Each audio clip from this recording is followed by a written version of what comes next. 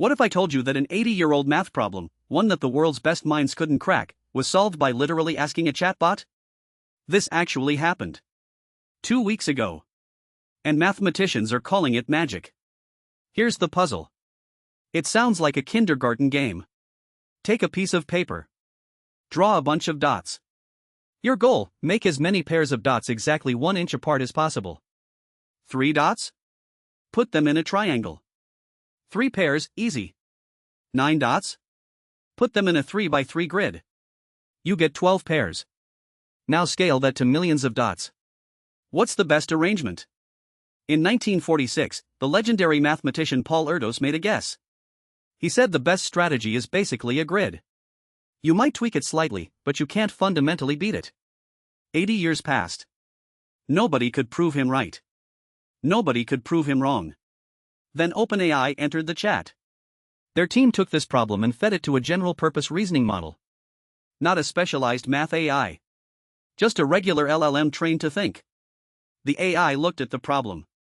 And instead of walking the same paths human mathematicians had been walking for 80 years, it built a completely different road. Here's what it did. And this is the magic part. Instead of trying to arrange dots on a flat 2D surface, the AI said, "Let me build this in a higher dimension." In that higher dimensional space, you have way more room to work with. You can make more pairs match the distance requirement. And then, this is the brilliant move, it figured out how to flatten that higher dimensional structure back down onto a 2D plane. Like taking a 3D object and casting its shadow onto a wall. The result? An arrangement that beat Erdos's 80-year-old best possible record. Timothy Gowers, Fields Medal winner at Cambridge, wrote that no previous AI-generated proof has come close to this level. Daniel Litt from the University of Toronto called it the unique interesting result produced autonomously by AI so far.